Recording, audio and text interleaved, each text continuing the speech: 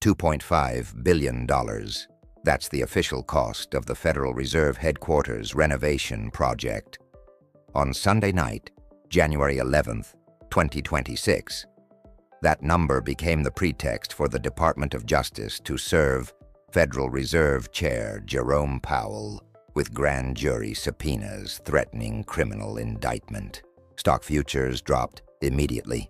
Dow futures fell 199 points. The S&P 500 shed 0.5%. Nasdaq futures collapsed 0.9%. Gold surged 2% to $4,570 per ounce. Silver jumped 4% in overnight trading. Markets don't react like this to accounting disputes. They react like this when the architecture of the global financial system starts to crack. Powell released a video statement within hours. No precedent exists for this. A sitting Federal Reserve chair, facing criminal charges, speaking directly to camera to defend the independence of the central bank. His message was unambiguous. This isn't about building renovations. This is about who controls interest rates in America. The official story centers on Powell's June 2025 testimony before the Senate Banking Committee. Questions about cost overruns. Questions about project management. Questions about whether Powell misled Congress about the scope and expense of renovating 2 historic buildings on the National Mall. Representative Anna Paulina Luna filed the initial criminal referral 6 months ago. She accused Powell of perjury and false statements to federal officials. The referral sat at the Department of Justice through summer and fall. Then, on Friday night, January 10th, 2026, federal prosecutors issued the subpoenas. The timing matters. Powell's term as Fed chair ends in May 2026. 4 months away. President Trump has made clear he will not reappoint Powell. The leading candidates to replace him are Kevin Hassett, current director of the National Economic Council, and Kevin Warsh, former Fed governor. Both support significantly lower interest rates. Both have publicly stated the Fed should follow the president's economic guidance more closely. But Powell's term as a Federal Reserve governor doesn't expire until January 2028. 2 more years. If Powell chooses to remain on the Board of Governors after May, Trump cannot simply appoint a replacement governor. The seat stays occupied. That blocks Trump from reshaping the Fed's 7-member board with another loyalist. Market analysts are now speculating that the criminal investigation might have the opposite effect Trump intended. Instead of intimidating Powell into resigning completely in May, the pressure might convince him to stay through 2028 purely to defend institutional independence. Here's what the mainstream narrative isn't telling you. This confrontation has been building for 8 years. Trump appointed Powell to the Fed chairmanship in 2017. The Senate confirmed him in 2018. The relationship deteriorated almost immediately. Trump wanted rock-bottom interest rates to fuel economic growth and provide leverage in trade negotiations with China. The Fed raised rates 4 times in 2018. Trump called Fed officials boneheads. He compared Powell to a golfer who cannot putt. The attacks intensified during the pandemic. The Fed did cut rates to 0 and flood markets with liquidity in March 2020. Trump temporarily backed off. But when the Fed began raising rates again in 2022 to combat inflation, Trump resumed his public criticism. Throughout the 2024 campaign, he repeatedly stated he should have a say in interest rate decisions. Then came his second term, starting January 2025. The pressure campaign became systematic. Trump demanded the Fed cut rates faster and deeper. The Fed did cut 3 times in the second half of 2025, reducing rates by 75 basis points total.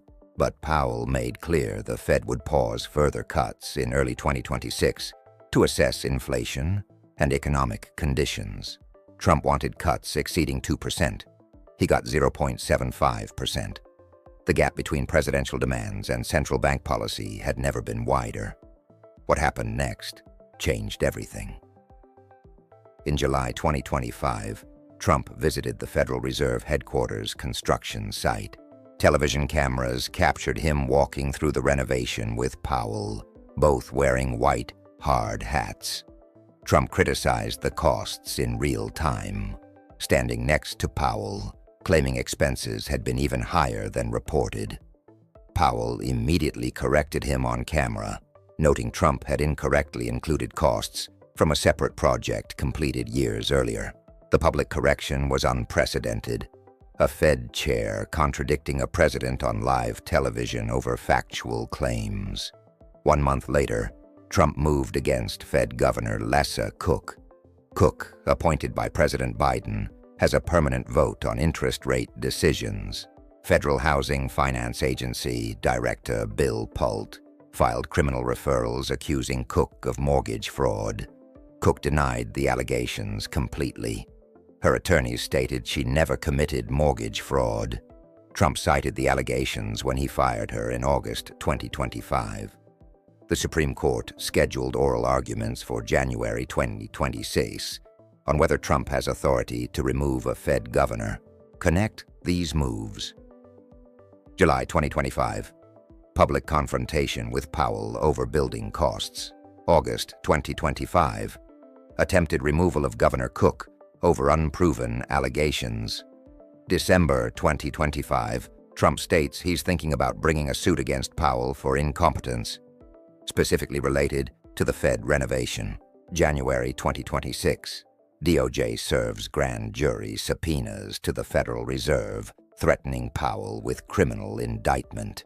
This is a sequence, a pattern, a systematic campaign to either force compliance or create legal justification for removal. Powell's Sunday night statement addressed this directly. He said the building renovation concerns are pretexts. The real issue, he stated, is whether the Federal Reserve will continue setting interest rates based on economic data and what serves the public, or whether monetary policy will be directed by presidential pressure and intimidation. Evercore ISI's Krishna Guha, head of global policy and central bank strategy, released a note to clients Sunday night. He called the development deeply disturbing and said it came out of the blue after a period in which tensions between Trump and the Fed seemed to be contained.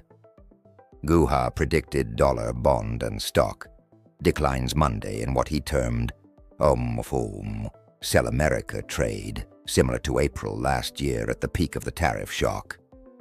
The market opened in Asia with exactly that reaction. Futures fell across the board. Safe haven assets rallied. Gold and silver surged. The Japanese yen strengthened. 10-year Treasury yields faced pressure as investors questioned whether U.S. bonds remain the world's safest asset if the central bank loses independence. Deutsche Bank published analysis in July 2025, warning what could happen if Trump fired Powell. The bank wrote that both the currency and bond markets can collapse if central bank independence is compromised. They cited empirical and academic evidence showing clear impacts from loss of institutional independence. Higher inflation becomes embedded. Financial instability increases. Risk premiums on U.S. assets rise permanently. Bank of America CEO Brian Moynihan stated recently that erosion of Fed independence would carry serious consequences. The market will punish people if we don't have an independent Fed, Moynihan said. That punishment began Sunday night in futures markets. But the data got interesting. The Federal Reserve is not funded by taxpayer dollars. This fact matters because the Justice Department spokesperson stated that Attorney General Pam Bondi instructed her U.S. attorneys to prioritize investigating any abuse of taxpayer dollars.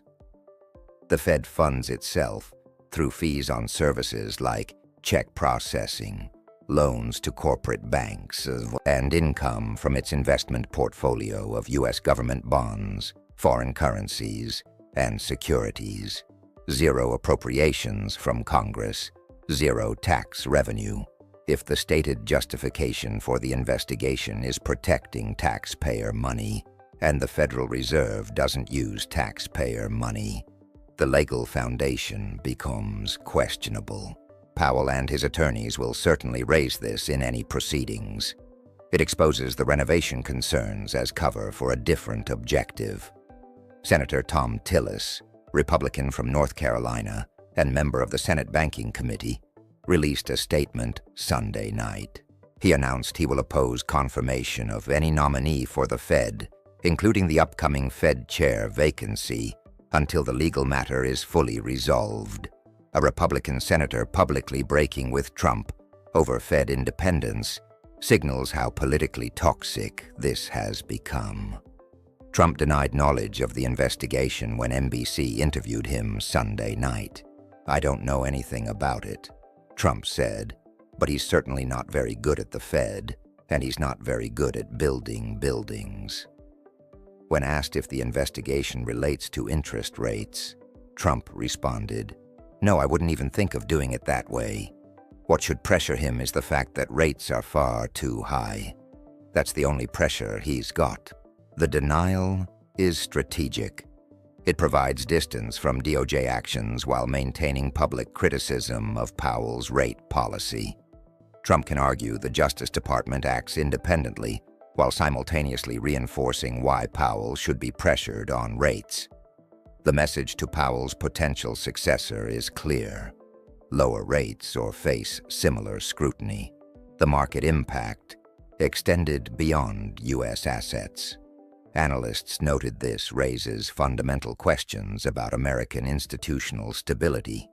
For decades, global investors treated U.S. Treasury bonds and dollars as completely safe because the Fed operated independently from political interference. That assumption is now openly questioned. If the executive branch can use criminal investigations to pressure the central bank into preferred monetary policy, the value proposition of U.S. assets changes. Other countries with less independent central banks offer higher yields. Why accept lower U.S. Treasury returns if American monetary policy becomes politically directed like emerging markets? The next move would prove decisive. This investigation creates a cascade of implications for precious metals markets. When central bank independence is questioned, hard assets gain appeal. Gold and silver represent monetary assets outside government control. The 2% gold surge and 4% silver jump Sunday night reflect this dynamic. But there's a deeper connection to silver specifically. The same week the DOJ served subpoenas to the Federal Reserve, COMEX silver inventory continues declining. China's export restrictions on refined silver took effect January 1st. Physical premiums in Asian markets remain elevated at 80% over paper prices. Industrial demand for silver in AI chips, electric vehicles, and solar panels continues accelerating. Now add political uncertainty about U.S. monetary policy. If the Fed loses independence and inflation expectations become unanchored, precious metals face reduced opportunity cost. The choice isn't between holding silver or earning 4% in Treasury bonds with Fed-guaranteed stability. It's between holding silver or earning 4% in Treasury bonds with politically influenced monetary policy and uncertain inflation outcomes. The math changes. Silver's 4% overnight surge reflects initial repricing of that dynamic. If this investigation persists through spring, and Trump successfully replaces Powell with someone committed to significantly lower rates regardless of inflation data, Silver could see sustained inflows from investors hedging monetary uncertainty.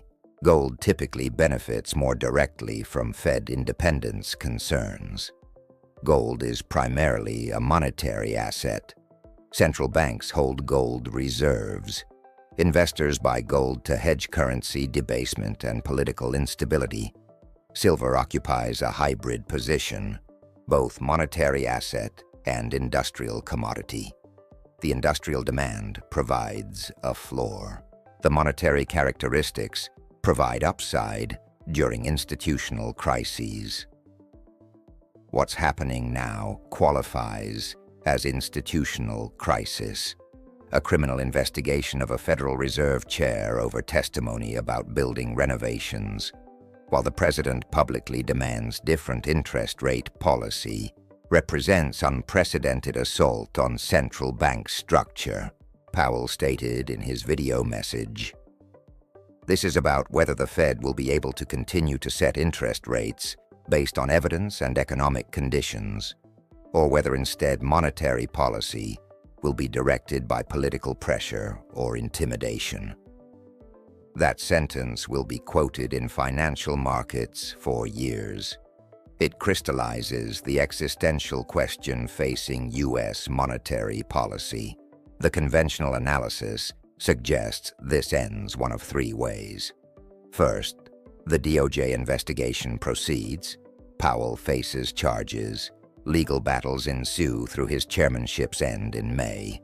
Trump appoints Hassett or Warsh, and the new Fed chair cuts rates aggressively, while Powell fights charges.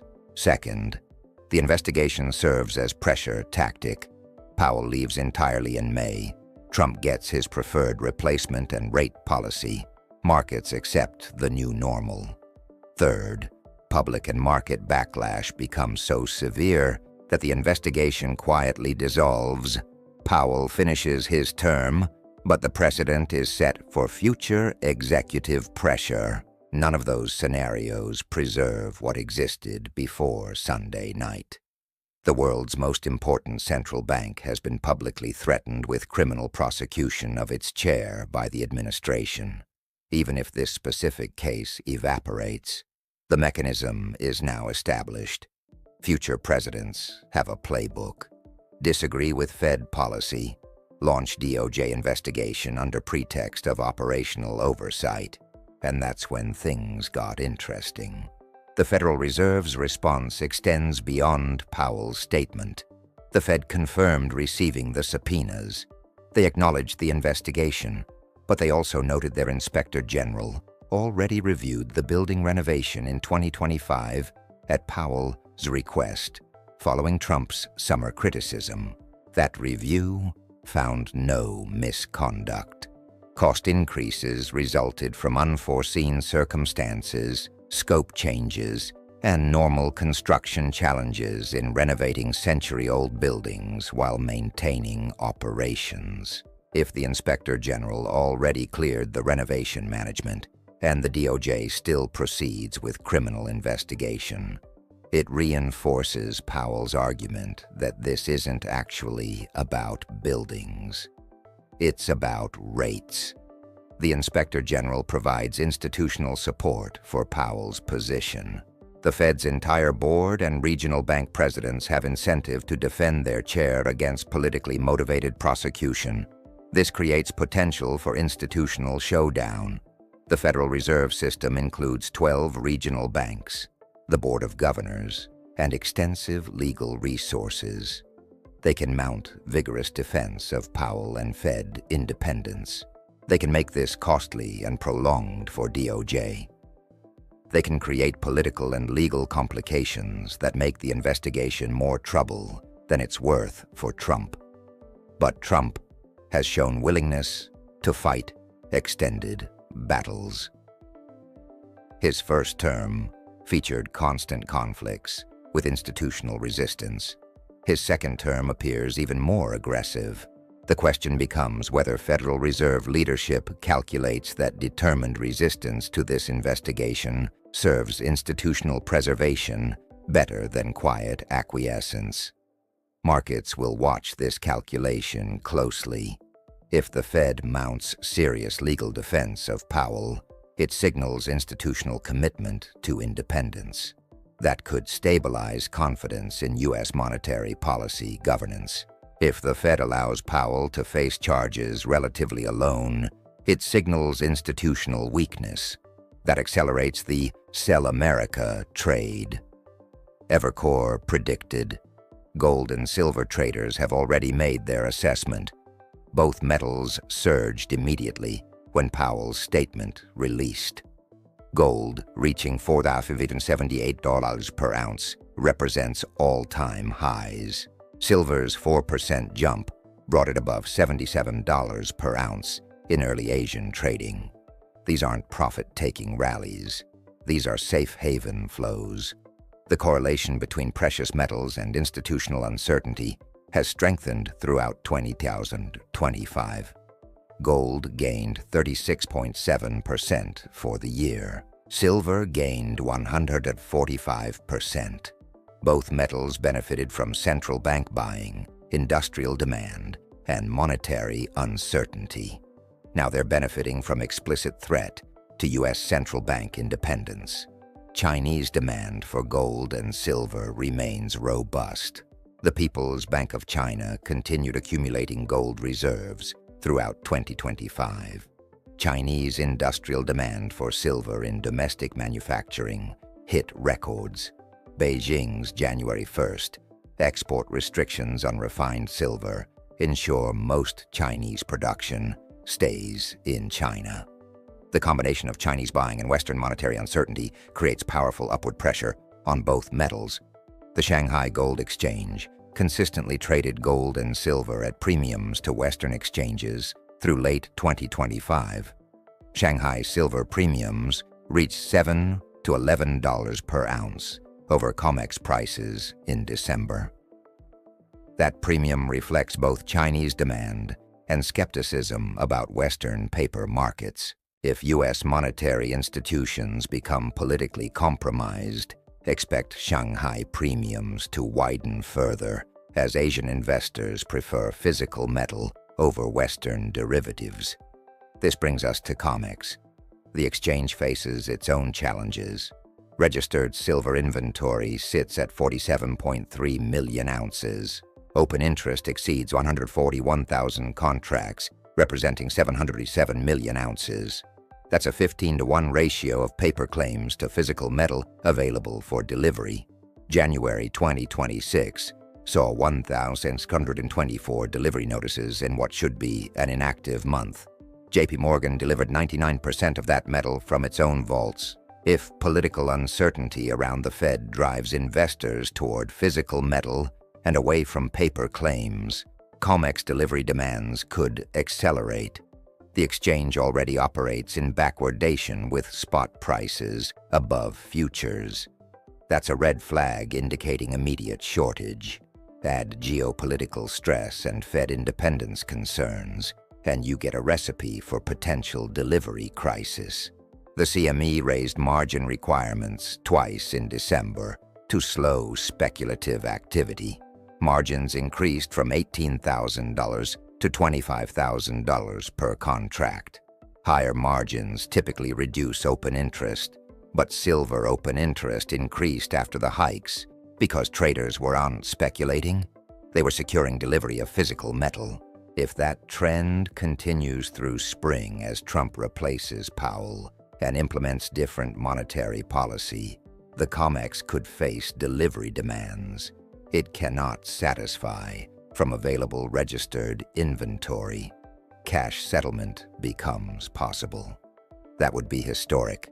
The world's primary silver price discovery mechanism implementing cash-only settlement because physical metal isn't available. Bank of America exited their $8.7 billion silver short position in November specifically because they saw this risk building. Now their CEO warns publicly about consequences of Fed independence loss. BofA connects the dots between institutional breakdown and market structure failure. They're not alone. The real story was just starting. Every major Wall Street institution published notes Sunday night and early Monday about the Powell investigation. Goldman Sachs warned about inflation expectations becoming unanchored if Fed loses independence. Morgan Stanley highlighted currency risks. JP Morgan noted potential for treasury market volatility. Credit Suisse flagged concerns about U.S. asset risk premiums.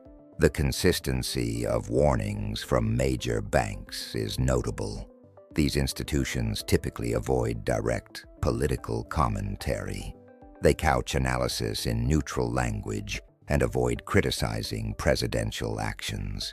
But the Powell investigation crosses a threshold. It threatens the fundamental architecture of modern financial markets, independent central banking.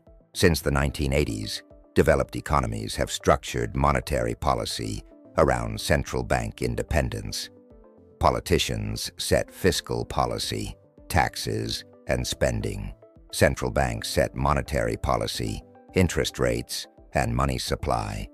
That separation insulates monetary decisions from election cycles and short-term political incentives. It produces better long-term inflation outcomes. The academic evidence on this is overwhelming.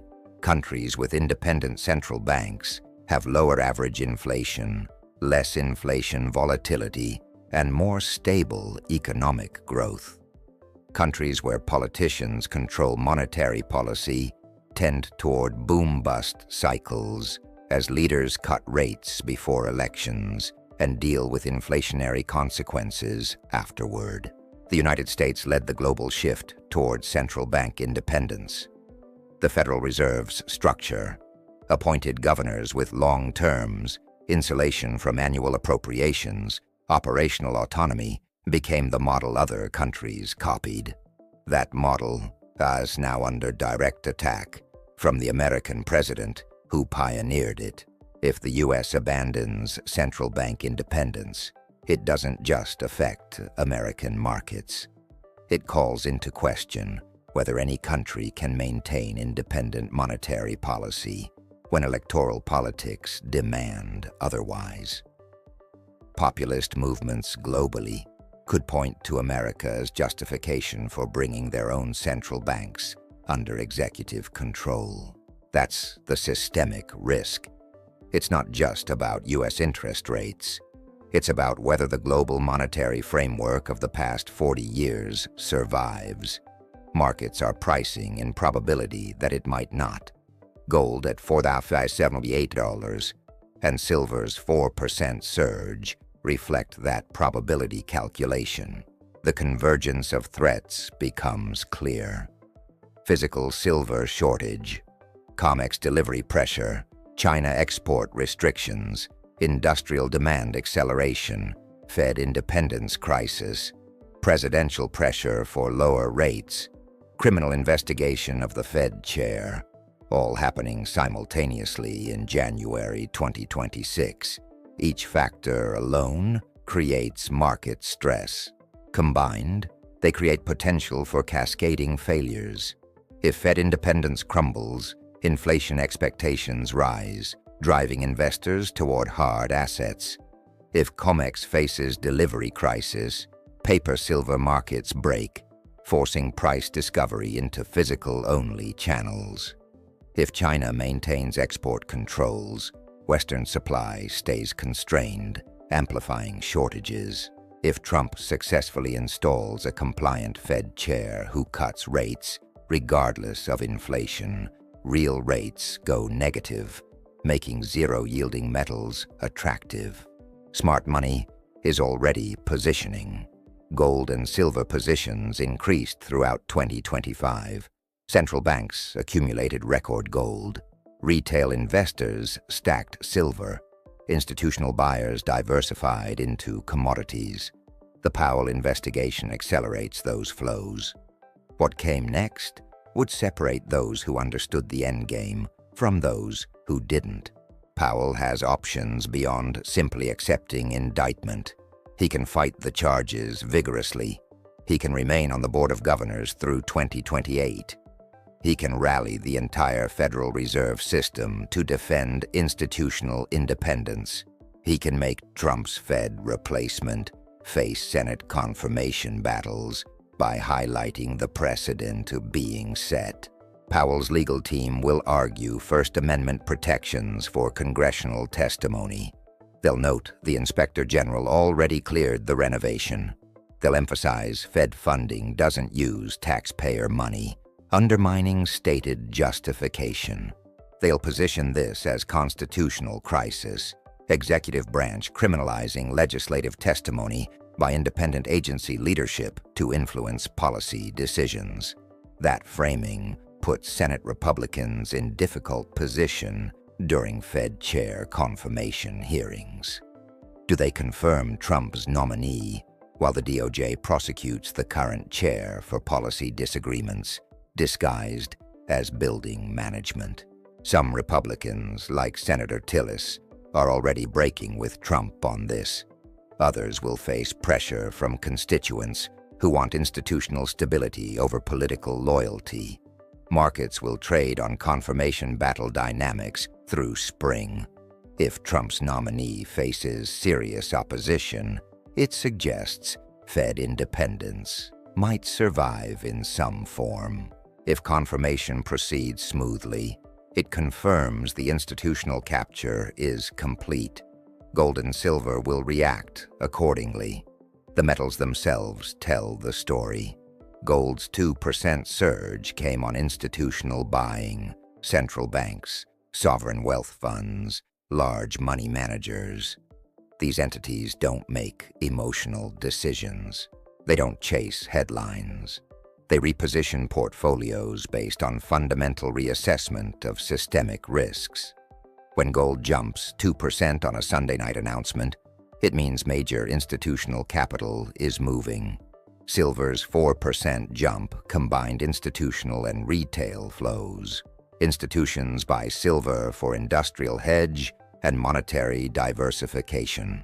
Retail buyers see silver as accessible alternative to expensive gold.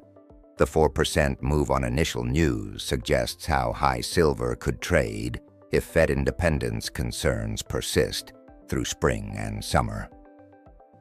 Technical analysts note silver broke through resistance at $75 per ounce. Next resistance sits at $84, the December high. Above that, there's limited technical resistance until $100. If delivery pressures mount at COMEX while Fed independence erodes, $100 of silver becomes realistic target for mid-2026. Gold faces similar technical setup. The metal already trades at all-time highs. Powell investigation provides fundamental justification for further gains. Central banks continue buying regardless of price. Retail demand remains strong. ETF inflows accelerated in early January. The path of least resistance is higher. But this isn't just a metals story. This is a complete reassessment of institutional risk in the United States. Investors are questioning assumptions they've held for decades.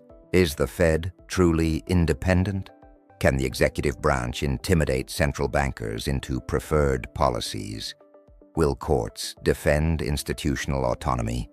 Does the rule of law protect independent agencies from political prosecution? These aren't abstract questions. They're concrete concerns with immediate portfolio implications. If U.S. institutions can be captured politically, American assets carry higher risk. That risk requires compensation through higher yields or lower prices. Either outcome is negative for current asset holders. The dollar's decline. Sunday night reflects this. Currency markets reassessing American institutional quality. If the Fed becomes politically controlled, the dollar loses some of its safe haven status. Other currencies from countries with genuinely independent central banks become relatively more attractive. The European Central Bank maintains operational independence. The Bank of Japan operates autonomously. The Swiss National Bank is famously independent. If the Federal Reserve loses independence, these other central banks gain relative credibility. Their currencies strengthen against the dollar. Their bonds become preferable alternatives to treasuries. This explains why Evercore predicted selling across dollars, bonds, and stocks. The entire asset base depends on institutional quality. Compromise that foundation, and everything built on it becomes less valuable. The weight of this moment sits heavy on financial markets. We're watching the potential death of an institutional framework that defined the modern global economy. The Federal Reserve's independence wasn't just American domestic policy. It was the cornerstone of dollar hegemony and US-dominated financial architecture.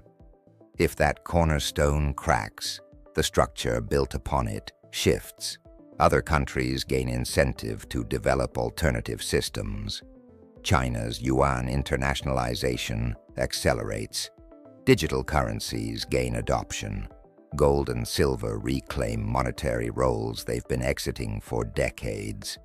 That's the endgame Powell referenced obliquely in his statement. This isn't about him personally. It's about whether the system survives in recognizable form.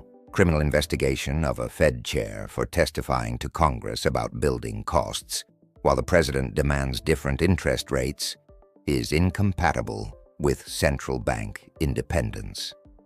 Something has to give. Either the investigation stops and institutions are preserved, or it continues and institutions transform fundamentally. Markets are pricing in probability that transformation occurs. Gold and silver are pricing in probability that transformation includes monetary reset. The next few months will reveal which scenario unfolds. Powell's term ends in May. Trump will name a replacement. The Senate will hold hearings. The DOJ investigation will proceed or dissolve. Fed policy will shift or hold. Markets will adapt to new reality. But the system that existed before Sunday night, January 11th, 2026, is already gone. Even if this specific investigation ends quietly, the precedent is set. The mechanism is established. The boundary between political and monetary authority has been crossed. No neat resolution exists. Powell won't suddenly become compliant. Trump won't abandon pressure for lower rates. The DOJ won't apologize for subpoenas. The Fed won't accept permanent political control. These are irreconcilable positions. Something breaks. The only question is what breaks first, and how completely. Gold and silver traders already have their answer.